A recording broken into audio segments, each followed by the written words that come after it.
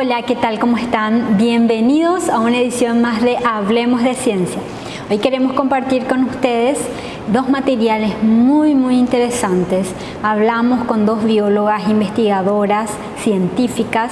Ellas son la doctora Andrea Weiler, una paraguaya investigadora, categorizada en el nivel 2 del Programa Nacional de Incentivo a los Investigadores PRONI del CONACYT. Ha sido investigadora principal de varios proyectos de investigación financiados también por CONACYT en el marco del programa ProCiencias. Y hablamos también con la doctora María Paz Martín. Ella es investigadora, también es bióloga. Actualmente es directora del Real Jardín Botánico de Madrid. Ya estuvo de visita por Paraguay, fue su primera vez aquí en suelo guaraní. Y estuvo presente en el 8º encuentro de investigadores del Paraguay realizado en la Sociedad Científica en la Semana de los Investigadores. Ella conversó con nosotros para el programa Hablemos de Ciencia y nos comentó acerca de su trayectoria, sus proyectos, su nuevo espacio de trabajo. Recientemente asumió esta dirección y todo lo que fue su vida en el ámbito de la investigación, su familia inclusive. Entonces vamos a conocer a estas dos mujeres, a estas dos investigadoras en el programa de hoy. Bien, vamos a iniciar con la doctora Andrea Weiler. Ella nos va a hablar en esta primera parte de la entrevista sobre sus líneas de investigación, sobre los trabajos que ya ha estado realizando, puntualmente sobre el impacto que tiene la convivencia en la armonía entre los animales y los humanos en el Chaco Seco. Ella ha realizado varias investigaciones y ha trabajado en campo en este espacio físico. Así que vamos a continuación con la primera parte de la entrevista con la doctora Andrea Weiler. Mis líneas de investigación básicamente son la de ecología de poblaciones y comunidades y la línea de investigación de conservación de la biodiversidad, con un énfasis en conservación de la biodiversidad en ambientes productivos agropecuarios. El primer proyecto que tuvimos financiado por el CONACYT fue de la convocatoria 2014, se denominó Determinación del Valor de Paisajes Productivos para la Conservación de la Biodiversidad en el Chaco Seco paraguayo. Ese proyecto fue un proyecto muy importante que desarrollamos con el sector agropecuario y lo que hicimos es evaluar cómo la biodiversidad utiliza estos ambientes productivos agrícolas o ganaderos, ¿verdad? Cómo ellos usan ese paisaje. Y a partir de ahí pudimos también identificar cuáles son los elementos prioritarios para mantener biodiversidad en el campo y qué recomendaciones podríamos dar a los productores de buenas prácticas para mantener la biodiversidad.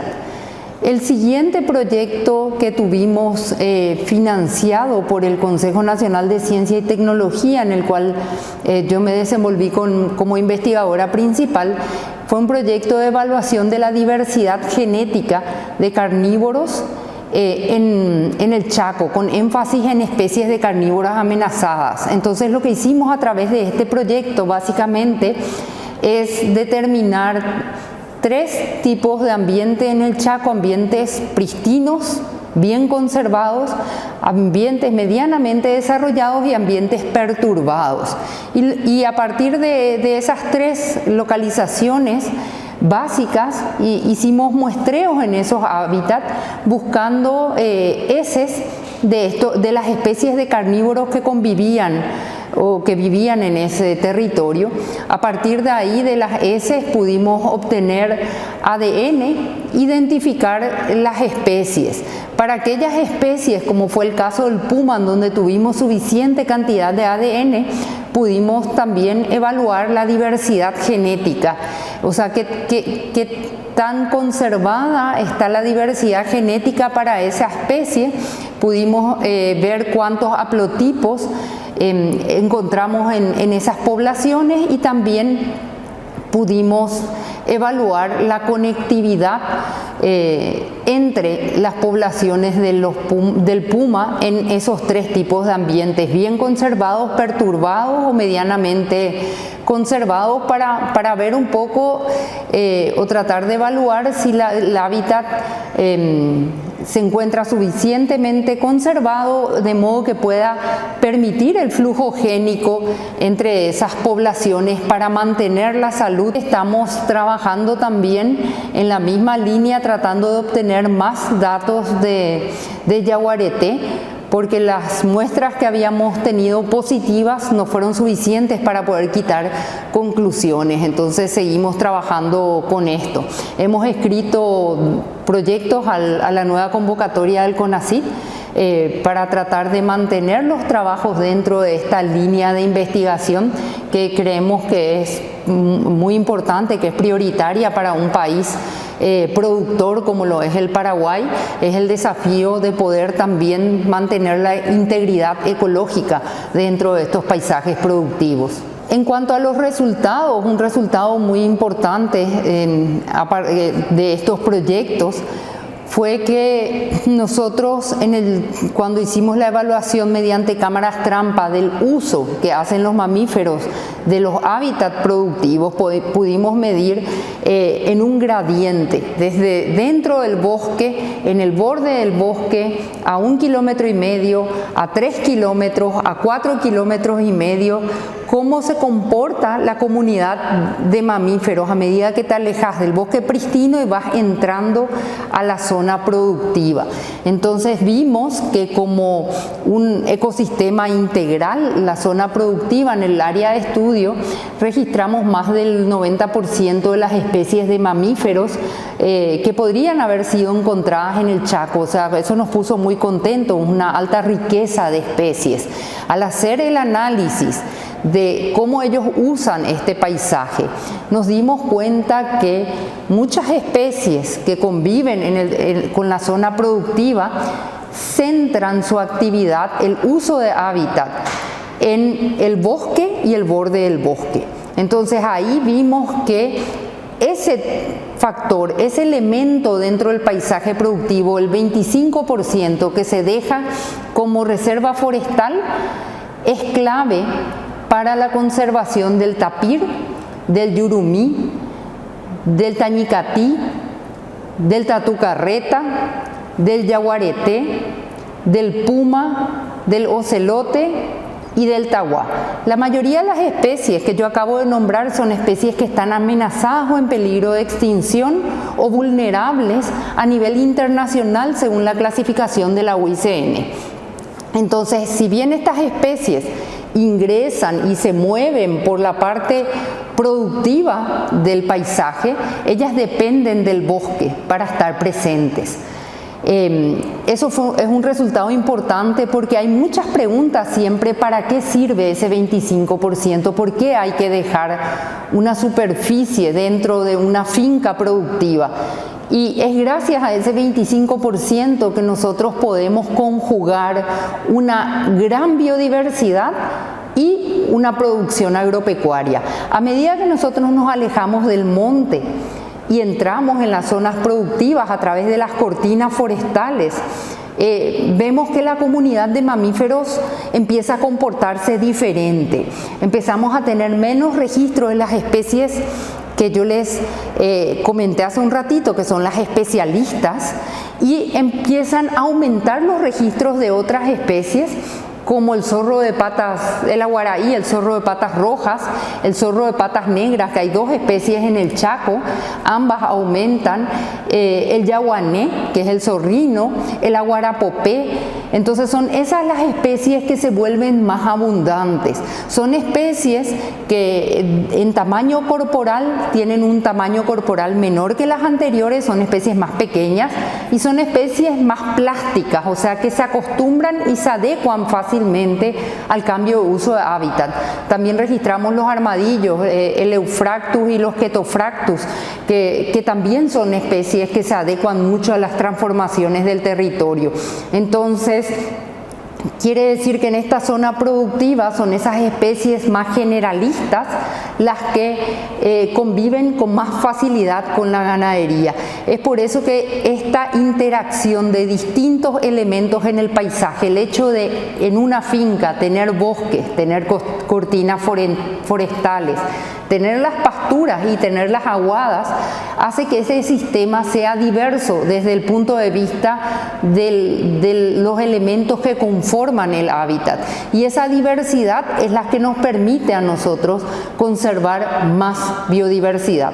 Si nosotros pudiésemos pensar en sistemas donde ese 25% de bosques no existiese, entonces estaríamos hablando de un sistema mucho más empobrecido, donde perderíamos más del 50% de las especies que nosotros registramos en este estudio.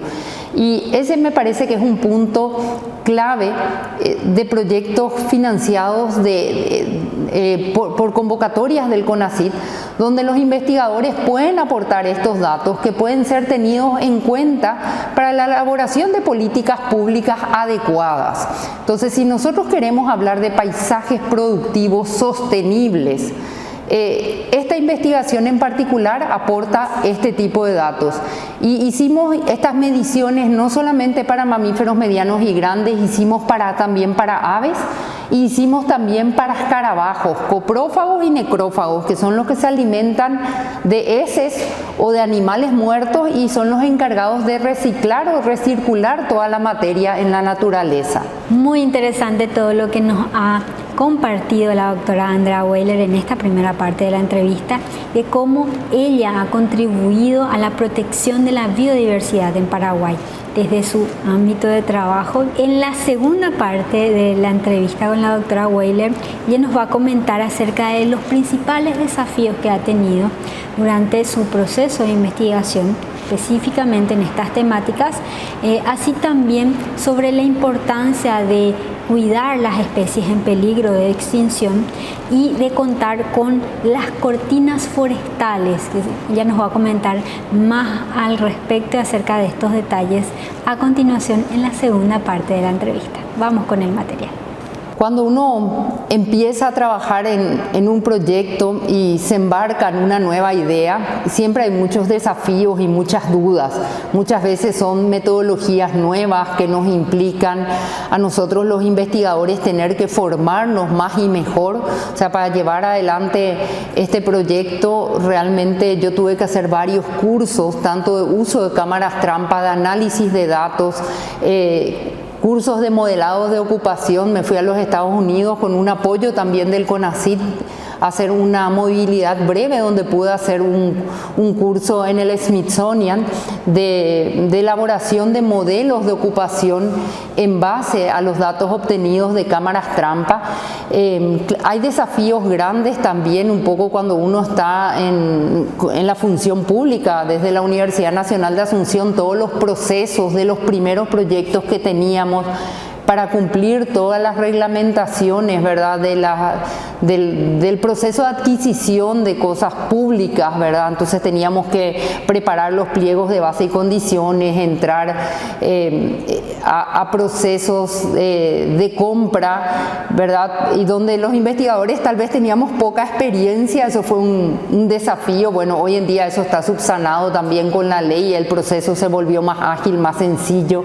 Entonces, el proceso de trabajar juntos, el proceso de escribir esos resultados, y una de las cosas que nosotros encontramos o nos dimos cuenta que nos faltaba mucho a los científicos es el proceso de comunicar. O sea, hablar con la gente, contarles, que entiendan por qué es importante lo que estamos haciendo, tomarnos el tiempo de poder reflexionar también con la ciudadanía y escuchar lo que la gente piensa, lo que la gente opina, y es tratando de paliar un poco esto que nosotros hicimos este libro, también financiado con fondos del CONACYT, y que habló un poco de las características de los animales del lugar, y es un libro que se llama Guía para la identificación de mamíferos medianos y grandes, del Chaco Seco en su primera edición y del Chaco en su segunda edición, y estos libros que finalmente fueron apoyados por otras empresas o organizaciones para poder tener versiones impresas.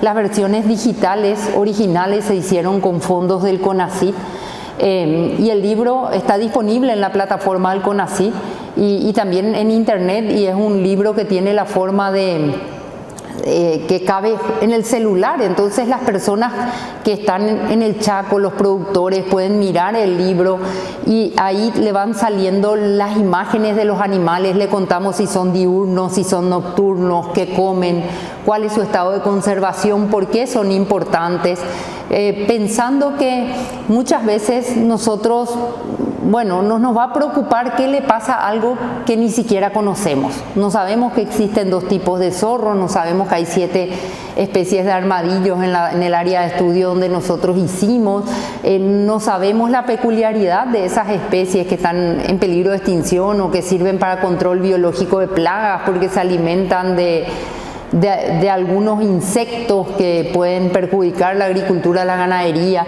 Entonces, conocer eso, entender esa dinámica es un paso muy importante porque crea una valoración a la biodiversidad. Y una vez que eso está instalado, que yo sé que esas especies existen, que entiendo su importancia, por supuesto que la comunidad es mucho más receptiva a colaborar con programas de conservación, a entender que todos somos parte no solamente del problema, somos parte de la solución y todos somos corresponsables del cuidado de la biodiversidad del Paraguay. Acá no hay alguien que pueda decir, no, yo no tengo nada que ver.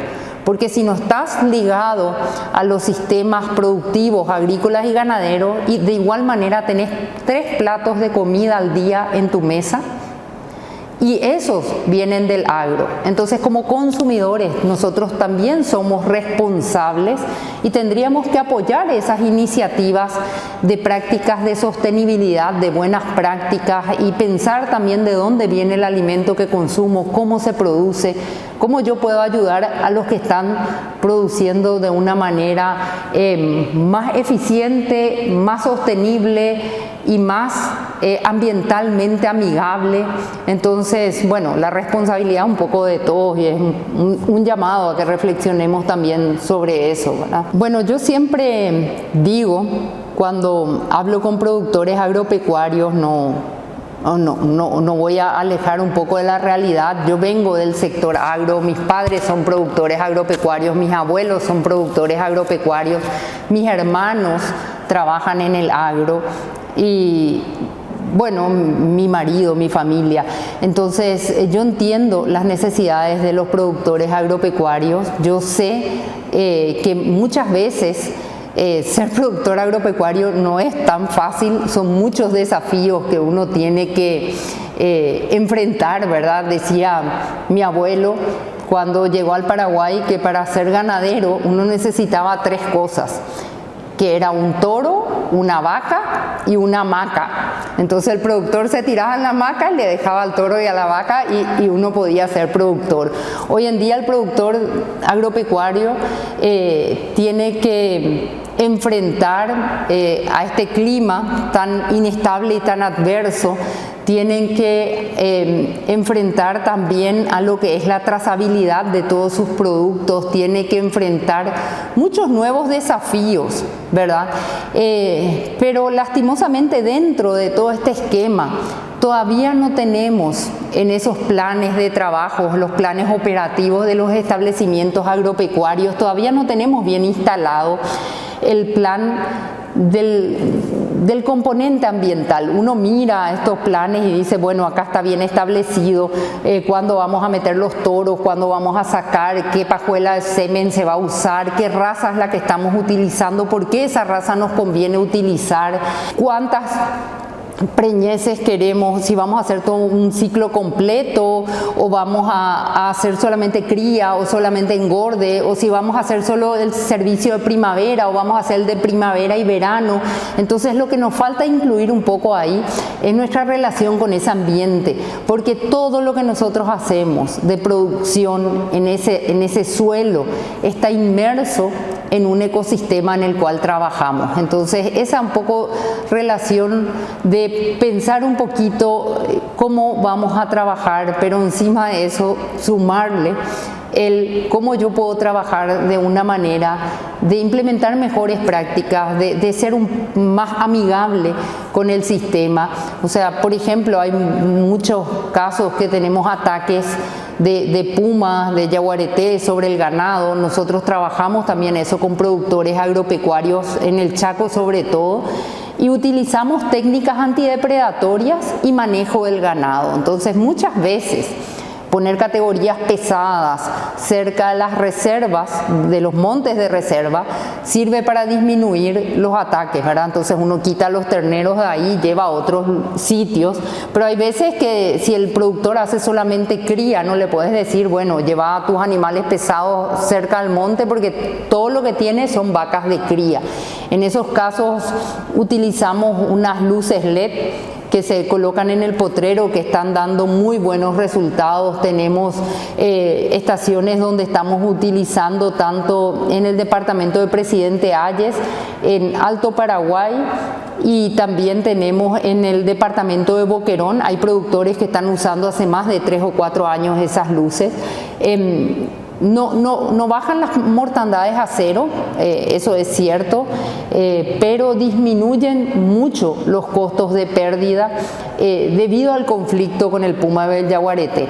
Y el uso de esas técnicas, cercos eléctricos, cencerros, luces LED, dispositivos sonoros, acompañado de buen manejo y de protección de la biodiversidad. O sea, nosotros tenemos que cuidar las presas del jaguar y del puma si queremos evitar que ellos coman el ganado.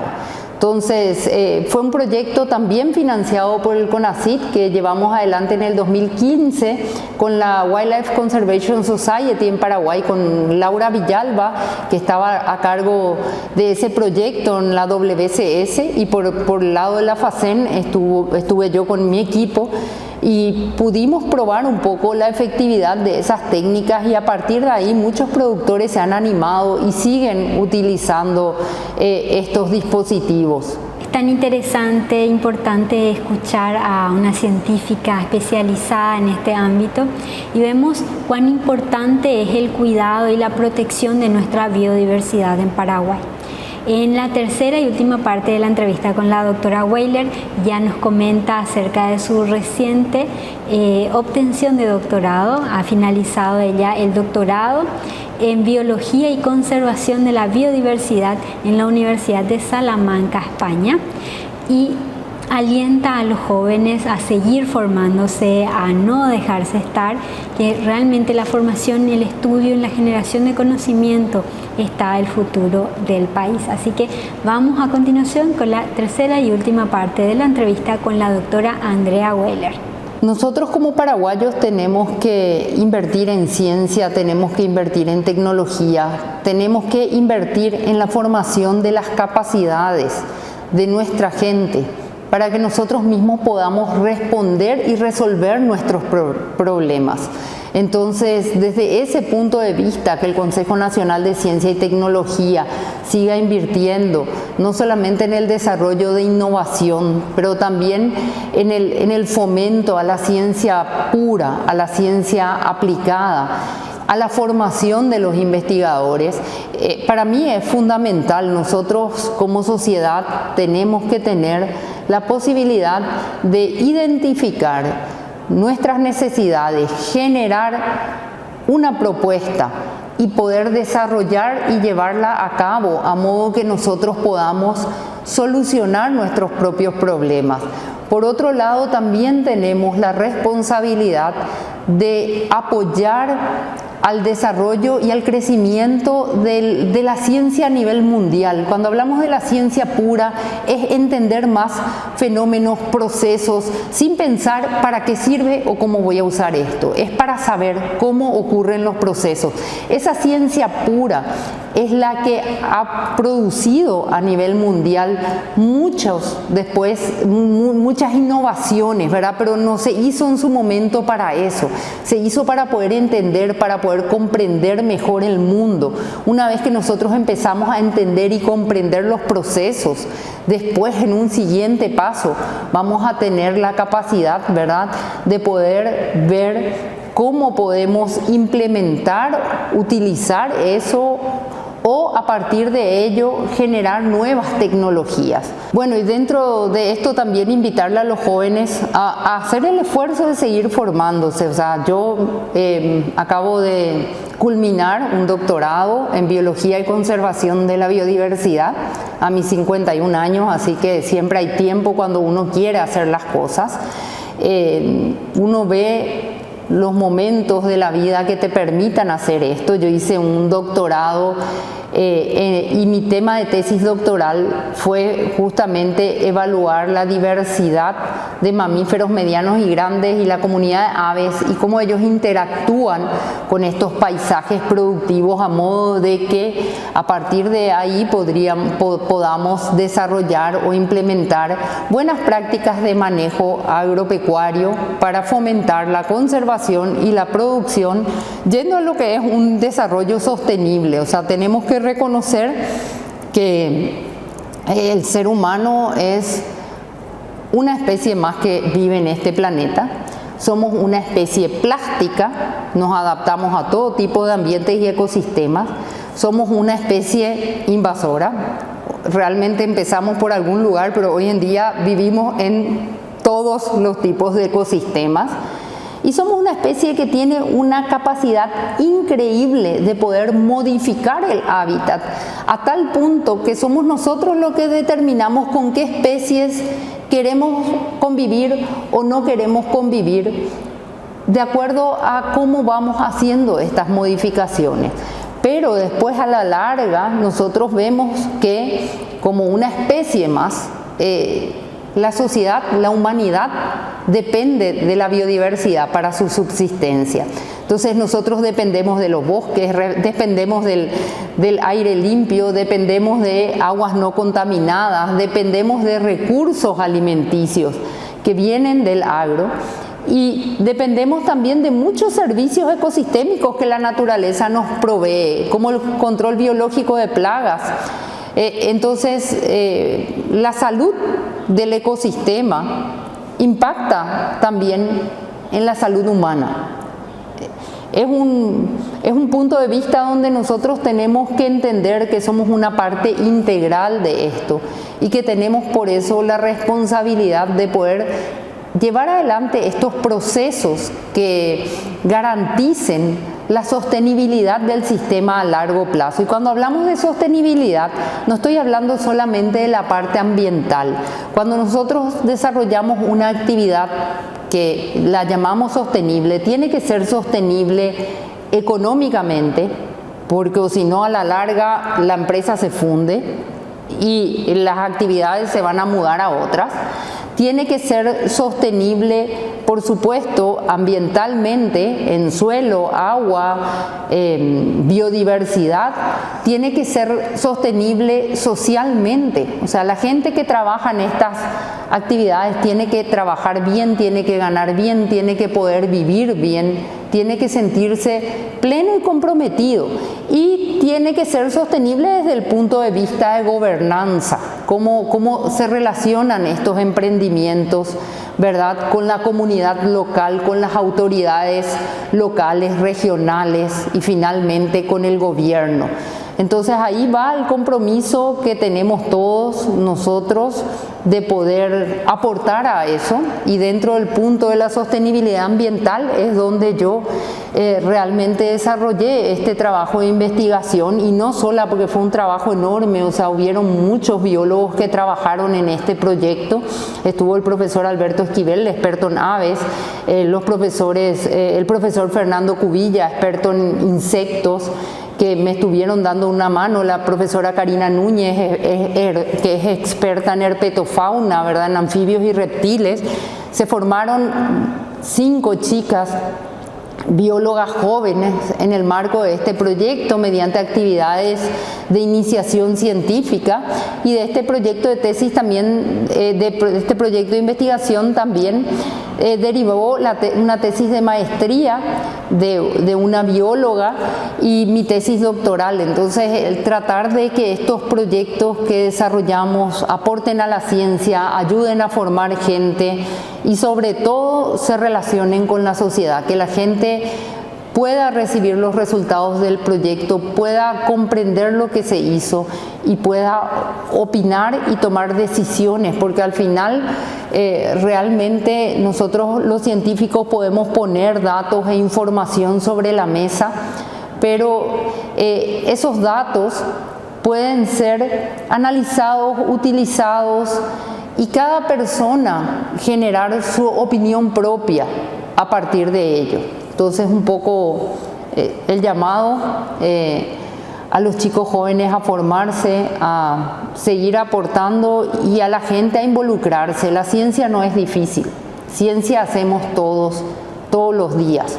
Cuando vos llegas a tu casa y querés prender la tele, por ejemplo, y no se prende, y apretás el botón de la tele y no se prende, del control, entonces pensás, a lo mejor se quedó sin pila. Acabas de hacer una hipótesis, eso es una hipótesis. Es una posible respuesta al problema que estás observando. Entonces, a partir de eso decís, bueno, voy a cambiar las pilas. Estás haciendo una experimentación y volvés a apretar el botón y sigue sin funcionar, y decís, bueno, a lo mejor el televisor está desenchufado. Es tu segunda hipótesis, vos seguís investigando. Entonces, a no tenerle miedo a la ciencia. Agradecemos a la doctora Andrea Weiler por darnos la posibilidad de acercar todo su perfil, su trabajo y sobre todo los resultados que ella ha obtenido a nuestra audiencia de Hablemos de Ciencia. Todos los trabajos que ella ha realizado, los resultados que ha logrado a través de los trabajos de investigación están en nuestra página web del CONACYT, www.conacit.govcorta.py. En este espacio ustedes pueden acceder a todos los resultados de estos trabajos de investigación y también pueden obtener el contacto de la doctora Weiler para ahondar en alguno de estos temas que ella ha compartido con nosotros en el programa de hoy. Bien, con esto vamos a una breve pausa y al regresar ya vamos a compartir con ustedes nuestra entrevista con la doctora María Paz Martí, directora del Real Jardín Botánico de Madrid, España. Así que en breve regresamos con más de Hablemos de Ciencia.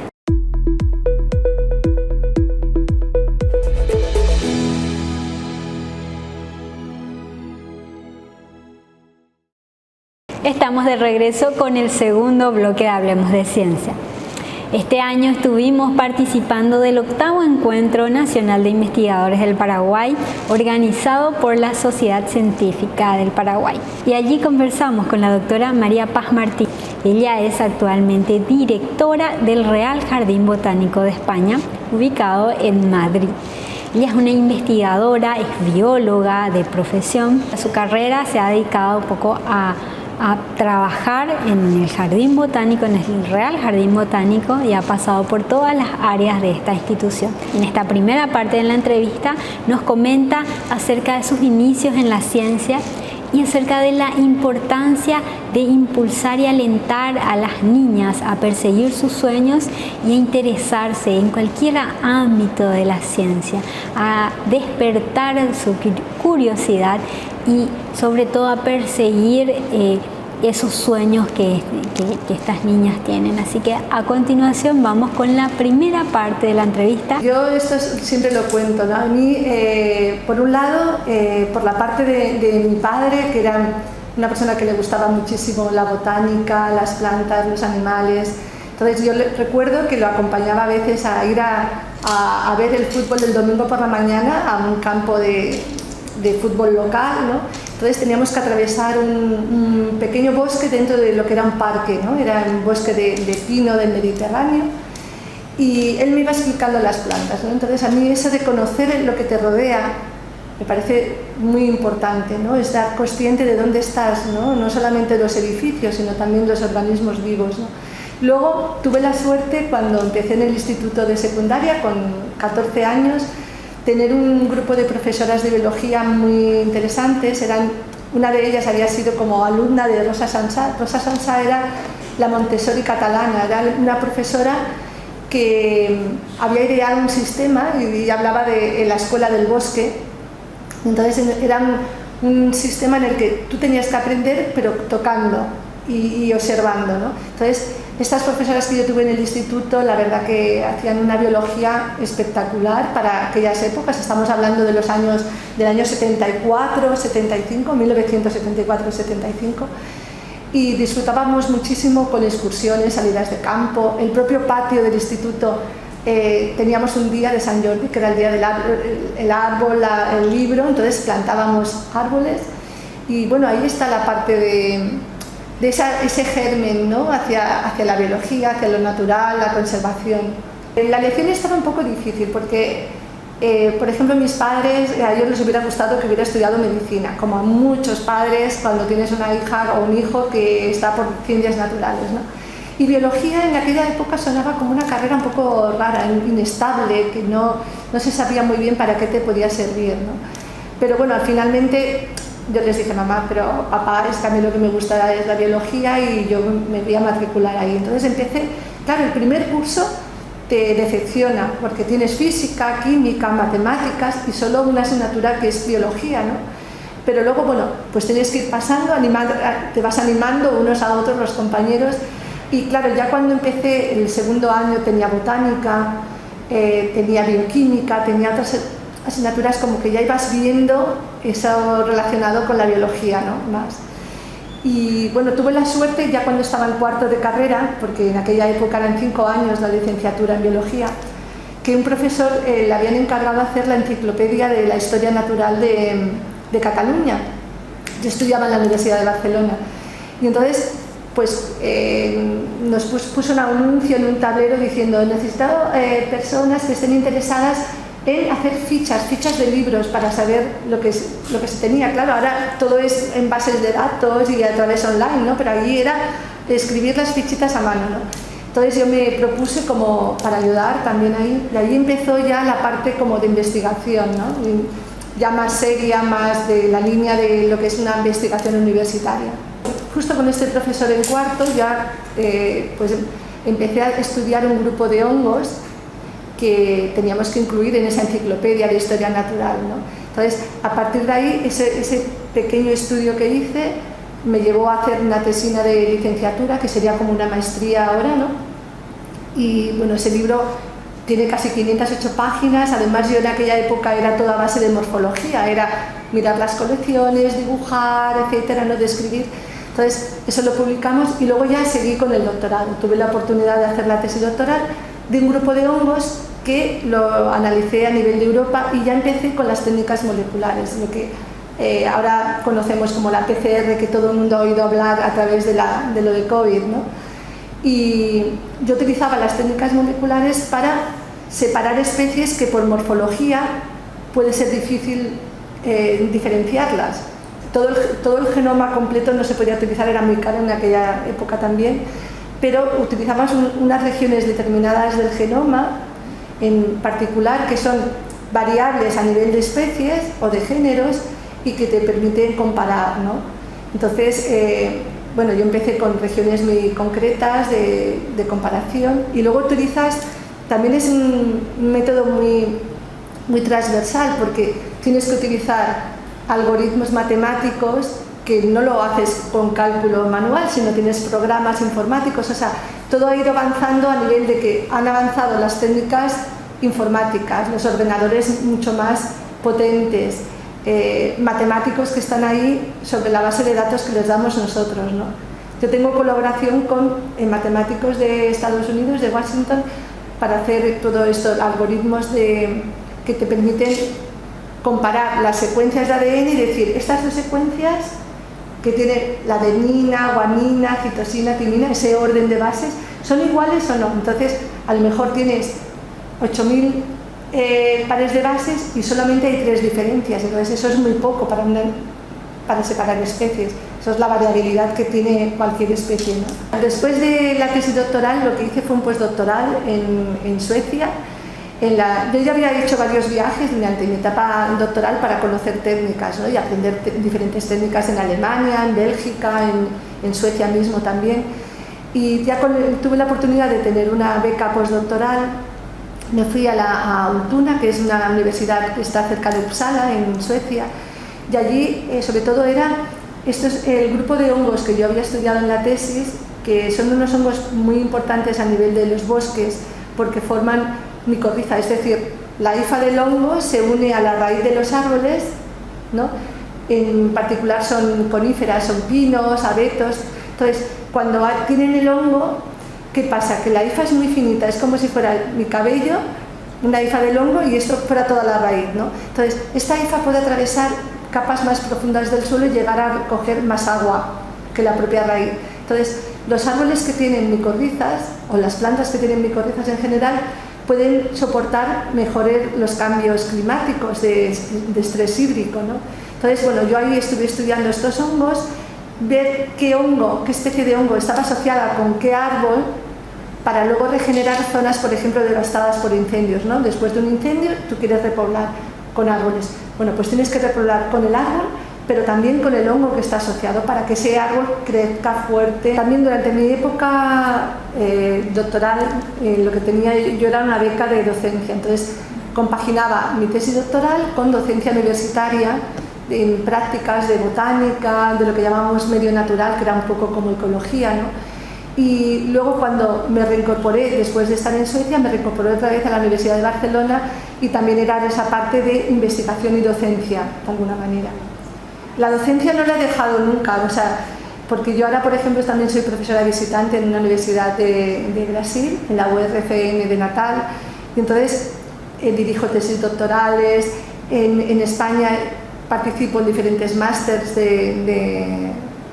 por ejemplo, uno es de arbolado, de jardinería, etc., ¿no? Llegué al Jardín Botánico hace 24 años como becaria postdoctoral. Después de Barcelona me ofrecieron un contrato de 9 meses y dije, pues voy a ir al Jardín Botánico para ver cómo es estar en un jardín botánico, ¿no? Y ya no estar en una zona, en un departamento universitario, ¿no? Entonces llegué para 9 meses y sobre todo querían que pusiera a punto el laboratorio de sistemática molecular, que ya estaba formado, pero que necesitaban pues eso, que se mejorara, que hubiera más gente implicada.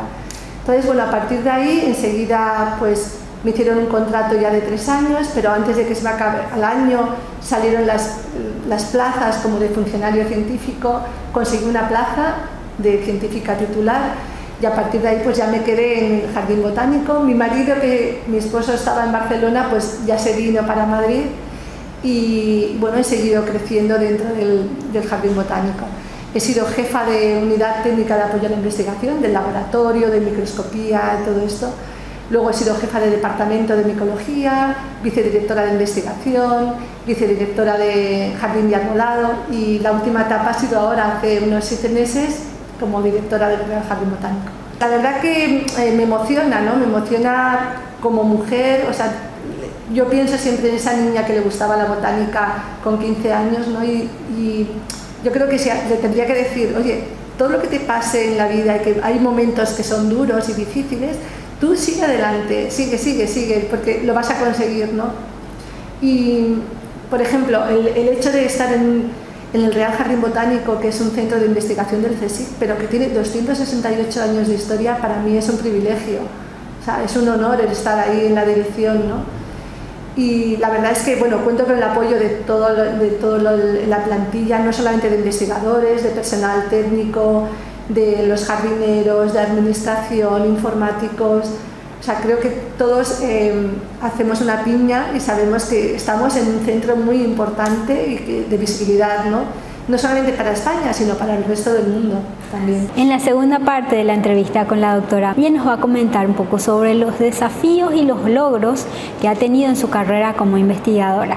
Así también nos va a hablar un poco de su familia y finalmente nos va a comentar acerca de su presencia en el Encuentro de Investigadores del Paraguay. Así que vamos a continuación con la segunda parte de la entrevista. Yo soy mentora STEM de Ciencia, Tecnología, Ingeniería y Matemáticas en varios institutos de secundaria, por ejemplo, en Madrid. Y siempre les digo que tengan muy claro lo que quieren hacer. Es difícil cuando tienes 13, 14, 15 años, ¿no? Pero bueno, siempre el corazoncito hay algo que te gusta y que disfrutas, ¿no? Sobre todo que elijan algo que les haga disfrutar, porque el estudio es complicado, es difícil, vas a estar muchas veces que vas a tener que decir no voy a salir de fiesta, no voy a salir al cine porque tengo un examen importante, ¿no? Entonces, yo creo que lo más importante es que elijan algo que les guste, sea de la rama universitaria, sea de la rama profesional. Hay que elegir algo que te guste, poner el corazón y todo ahí, el empeño, y por supuesto, uno puede tener familia y compaginar todo, ¿no?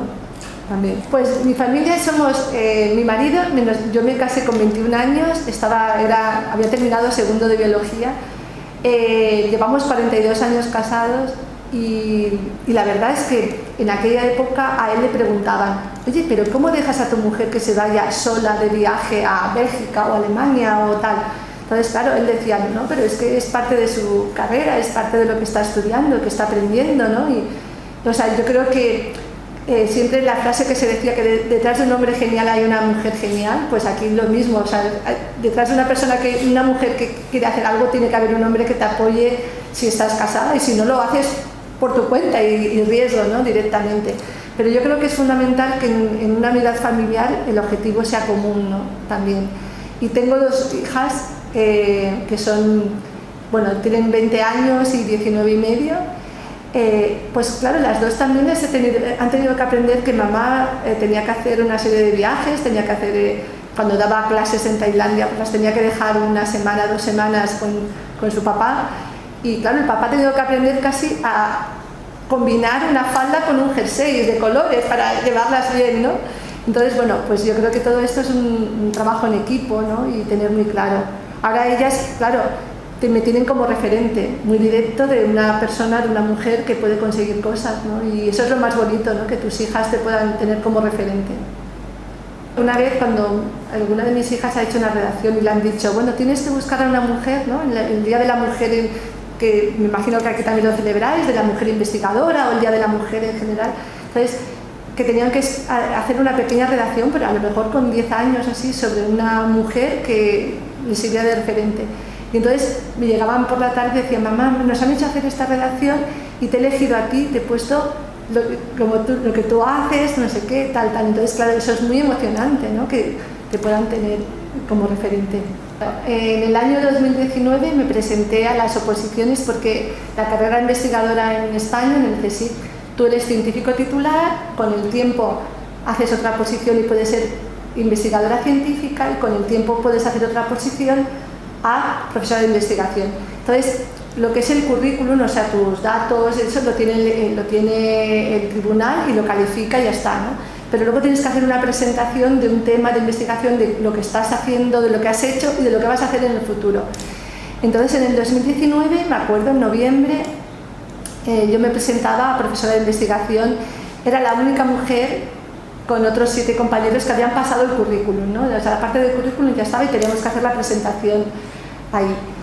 Y fue muy emocionante cuando conseguí la plaza de profesora de investigación, porque en recursos naturales solo somos un 10% de mujeres con profesoras de investigación en España, y hay mucho techo de cristal en esa parte. Entonces yo dije, cuando fui a ver online, ¿no? qué había pasado, y entonces cuando estaba ahí, no me lo podía creer, es que salí de mi despacho llamando a mis compañeras, ¿no? A la que había sido también anterior directora del Jardín Botánico, Maite Tellería, también trabajando en hongos, éramos del mismo equipo, y fue una emoción muy grande. Además, todas las compañeras mujeres, tanto las que empezaban con tesis, las de trabajos de TFG, etcétera, etcétera, ¿no? Es una emoción muy grande decir, En la parte de carrera investigadora ya he llegado al techo, ya no puedo más, ¿no? Eso es, o sea, ya me quedo tranquila, ya ahí he quedado, ¿no? Y eso fue muy emocionante, la verdad. La que era de científico titular lo saqué en el 2002, o sea, yo entré en el Jardín Botánico en marzo de 1999 para, lo que decíamos, 9 meses.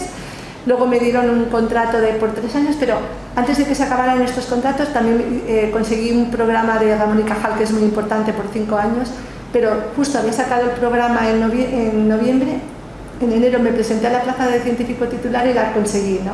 Entonces, y eso fue en el 2002.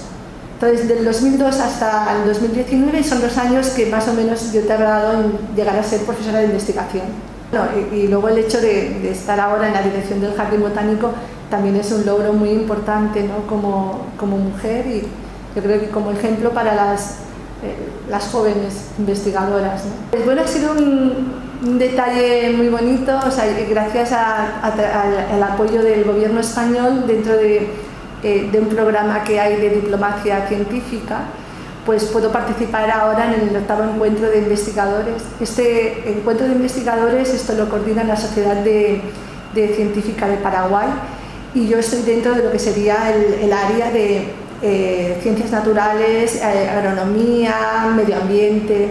Entonces, bueno, llegué recién ayer por la mañana a Paraguay, pero ya ha sido muy, muy útil. Hemos tenido conversación con la rectora de la Universidad de San Fernando. Ya tenemos más o menos qué vamos a intentar hacer de proyectos. Vamos a firmar un primer, pues lo que nosotros llamamos PGA, ¿no? Que es protocolos generales de actuación, para ver qué proyectos se pueden hacer, cómo hacer intercambio de estudiantes, de profesorado.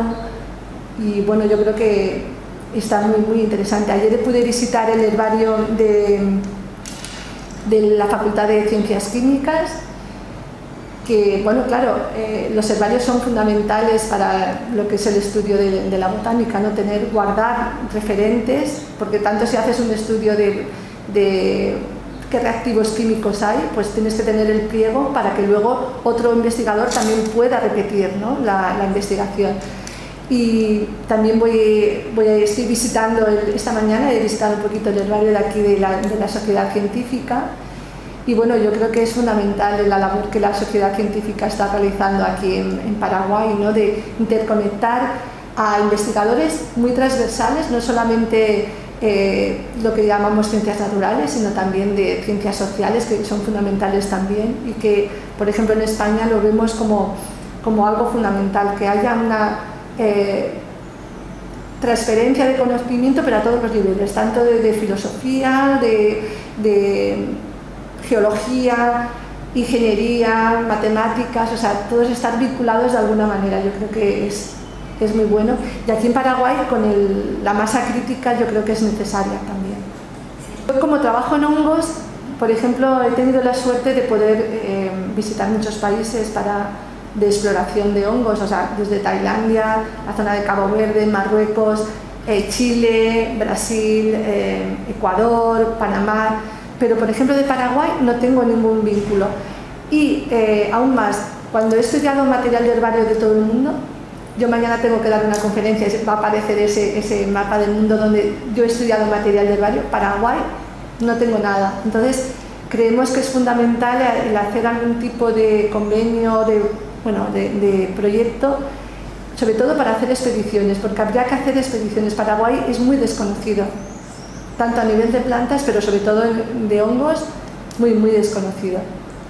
Y una cosa de los temas que nosotros hemos podido investigar estudiando hongos, por ejemplo, de la zona de la Patagonia chilena, es que hemos recolectado miles de ejemplares de unos hongos que crecen sobre la madera y degradan la madera, de hongos corticoides que se llaman. Pues solo el 95%, o sea, del 100%, solo el 5%, haciendo estudios moleculares, se les puede asignar un nombre de lo que ya está conocido en el hemisferio norte. Casi todo lo demás son nuevas especies, a veces nuevos géneros, y bueno, Paraguay yo creo que debe ser también una fuente de muchísimas nuevas especies. habría que invertir un poco. Yo desde aquí, si puedo hacer algo, yo creo que insto al gobierno de Paraguay que realmente dedique una parte de dinero a esto, de las expediciones botánicas desde el propio Paraguay, con investigadores de aquí y desde luego con el apoyo de instituciones como nosotros, el Real Jardín Botánico, ¿no?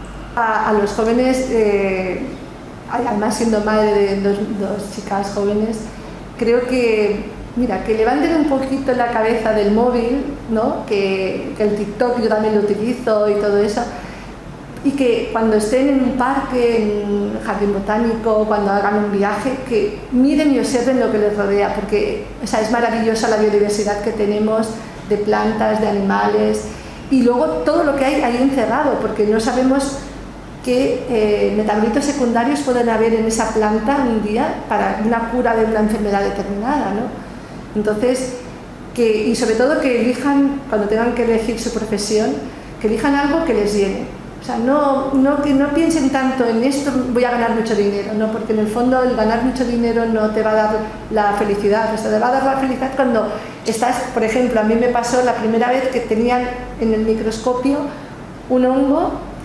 que veía que no estaba en ningún sitio descrito y yo le tuve que poner el nombre como especie nueva, ¿no? Entonces, claro, eso te dices, uy, estoy viendo algo que nadie más ha visto, ¿no? Y en eso puede ser muchas otras cosas, puede ser en el arte, una técnica nueva de pintura, o sea, lo que sea, pero sobre todo que hagan las cosas con mucho entusiasmo. Agradecemos infinitamente a la doctora María Paz Martínez por habernos concedido esta entrevista. También va nuestro agradecimiento especial al doctor Eric Caballero, presidente de la Sociedad Científica, y a la doctora Rosa Dejen, vicepresidenta de la Sociedad Científica, por haber hecho posible que Hablemos de Ciencia pueda conversar con la doctora María Paz Martínez. Con esto vamos cerrando una edición más de Hablemos de Ciencia. Nos vemos nuevamente el próximo miércoles a las 20 horas por Paraguay TV y el sábado siempre a las 15 horas por La Unión TV. Hasta luego.